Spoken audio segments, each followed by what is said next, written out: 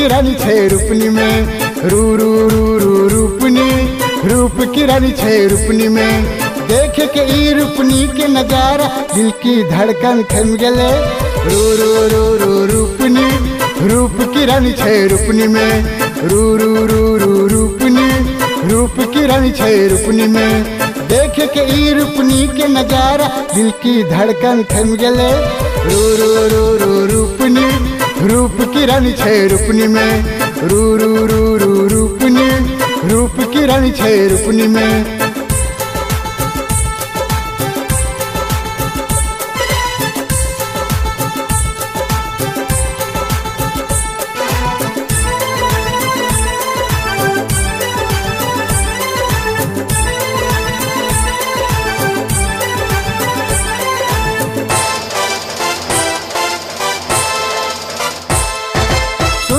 सुंदर लड़की के देखियो अड्डा भर माछ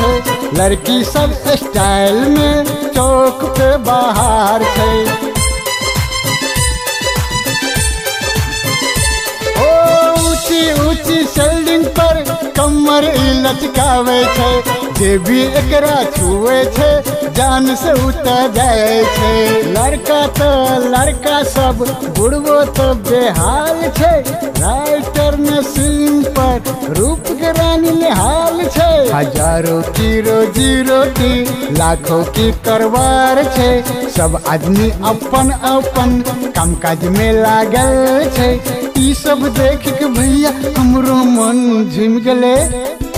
रू रू रू रू रूपनी रूप की रानी छे रूपनी में रू रू रू रू रूपनी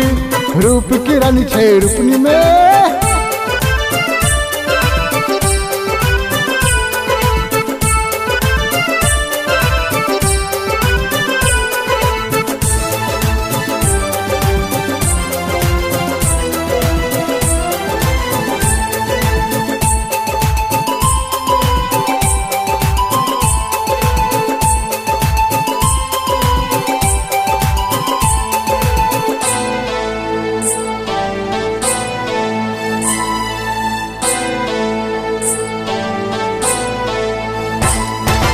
ऊपर नीचा पहाड़ हरियाली जंगल छे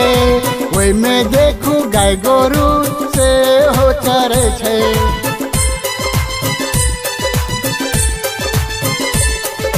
पूरब में कोसी छे ता पश्चिम में बलान छे उत्तर में पहाड़ छे ता दक्षिण में बॉर्डर छे नया नया साल में पिकनिक सेहो मनाबै छे कते सुंदर रूप देखियो रूपनी के लोकेशन छे अता जेले गेले ने शहर ने ई जंजीर छे ई रूपनी के बीच में कते सुंदर गांव पालिका छे हम तो एलिए ई रूपनी में अपनी तबीयत जम गेले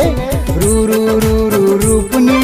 रूप की रानी छे रूपनी में रू रू रू रू रूपनी रूप की रानी छे रूपनी में।